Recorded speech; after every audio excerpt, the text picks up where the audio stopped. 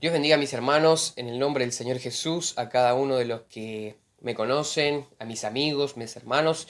Dios los bendiga grandemente. Quiero traer un pensamiento con respecto a una incógnita que ha salido, una pregunta que me hicieron, si Jesús verdaderamente afirmó ser Dios en las Escrituras. Hay algunos que se animan a decir que Jesús nunca afirmó ser Dios en la Escritura. Sin embargo, esto es totalmente negativo. O sea, no es verdad por el hecho de que era lo que verdaderamente entendían los líderes judíos en ese tiempo, los religiosos, y que repetidas veces lo acusaban de blasfemia a causa de que él se tomaba prerrogativas que solamente le correspondían a Dios. De hecho, vemos una acalorada discusión que el Señor Jesús tuvo en Juan capítulo 5, versos 16 al 18. Si usted quiere leer el contexto es mucho mejor para que tenga mejor amplitud a la hora de leer toda la escritura. Vemos que el Señor Jesús empieza a tener una discusión fuerte con ellos porque él había hecho un milagro el día sábado.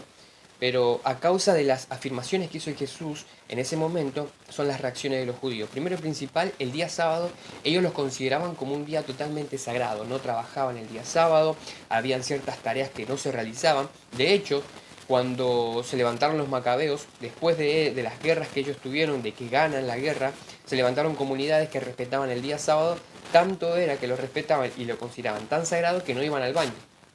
Esto usted lo va a encontrar en el libro de Leborati, el comentario al Antiguo Testamento, página 158, y también en la Guerra de los Judíos de Flavio Josefo, tomo 2, capítulo 8 y 9. Ahí va a encontrar lo que yo le digo de que habían comunidades que no iban al baño en ese tiempo.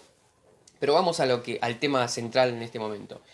Cuando el Señor Jesús hace el milagro, le dijo al cojo, toma tu lecho, y le dijo, levántate y anda, que anduviere, en el día sábado. Entonces ya es un punto que los judíos tomaban es como que tomaron una precaución. El segundo punto, el Señor Jesús le dice, hasta ahora mi Padre trabaja y yo trabajo. Entonces el apóstol Juan nos habla y nos dice, y por esa causa los judíos perseguían a Jesús y procuraban matarle, porque no solamente quebrantaba, escuche bien esta frase, quebrantaba el día de reposo, sino que también decía que Dios era su propio Padre, haciéndose igual a Dios. Y uno dice, pero el Señor Jesús en ningún momento está diciendo, yo soy igual a Dios. Él dijo, mi Padre hasta ahora trabaja y yo trabajo. Entonces, ¿qué tipo de afirmación fue la que alertó a los judíos y los puso a esa reacción de tanto odio? Fue esa frase que dice, mi Padre hasta ahora trabaja y yo trabajo. Ahora, cuando un judío, ahora vamos a ver un documento importante que es la Biblia, entonces cuando uno estudia un documento, tiene que tomar la cultura, la tradición de ese tiempo, a las personas que fue dirigido o a la persona, es importante porque se conocían o no se conocían, eran diferentes las reacciones. Entonces debemos tomar la cultura, las tradiciones que se fueron también por ahí metiendo, que son tradiciones de los persas, tradiciones de los romanos, cultura, mucha cultura tenía el pueblo de Israel. Entonces tenemos que ver esas cuestiones. Cuando un judío, hermano, cuando un judío hablaba de Dios, no hablaba de Dios diciendo mi Padre, como haciéndolo personal, sino que hablaba de vuestro Padre y le agregaban la modificación que está en los cielos. Entonces, por eso vemos que cuando el Señor Jesús le enseña a orar a los discípulos, hombres, fíjese, acá hay un punto importante, hombres que se habían criado con toda la ley judía, ven a la relación que Jesús tenía, el poder que Jesús ejercía, entonces enséñanos a orar, ¿qué es eso que tú tienes? Entonces ellos, cuando escuchan a Jesús enseñarle a orar, el Señor le dice, Padre vuestro que estás en los cielos. Siempre usaban esa modificación, Padre vuestro que estás en los cielos. Entonces, esto era la cultura judía. Esto lo enseña John McDowell, el apologista John McDowell, en su libro Más que un carpintero. Ahora, la reacción de ellos se debe a este sufijo que el Señor hace, mi padre hasta ahora trabaja y yo trabajo. Entonces, como consecuencia de esa afirmación, el odio de los judíos aumentó. Ellos principalmente lo seguían al Señor Jesús solamente para perseguirlo y controlarlo de que no amontonara masas. Sin embargo, después de esta afirmación ya buscaban para matarlo, procuraban matarlo después de esta afirmación. Ahora, ¿por qué digo esto? Porque fíjese, el Señor se adueña de esa frase y ellos escuchan, se está haciendo igual a Dios, se está haciendo Dios. Entonces, ahora vamos a ver otra afirmación que el Señor Jesús usa y que los judíos entienden perfectamente.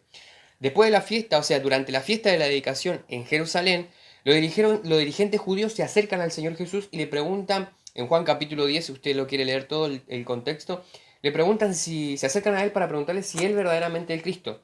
Entonces la respuesta de Jesús fue, yo y el Padre uno somos. Entonces dice la escritura que los judíos tomaron piedras nuevamente para apedrearlo. El Señor de Jesús le dijo, por muchas buenas obras les he mostrado de mi Padre, ¿por cuál de ellas me apedreáis? Ellos le respondieron, por buena obra no te apedreamos, sino por tu blasfemia, porque tú, siendo hombre, escuche bien otra vez eso, tú siendo hombre, te haces Dios. San Juan 10, 31 al 33. Ahora, ¿por qué se produjo esta reacción tan violenta? El erudito Robertson dice que la palabra uno en el término griego es de género neutro. Y esto es importante, porque no indica persona o propósito, sino que indica esencia y naturaleza. Fíjese qué importante esto. Le agrega esta categórica declaración que es lo que constantemente Jesús les está diciendo a los judíos. Yo y el Padre uno somos, no en propósito o acción, porque muchos dicen que así como el matrimonio son una sola carne, Jesús y Dios, haciendo dos personas diferentes, son una sola carne en acción y propósito. Muchas personas dicen eso, pero si usted me ve a mí, no ve a mi esposa. Entonces es importante tomar esto. En esencia y naturaleza, Jesús es Dios, en esencia y naturaleza.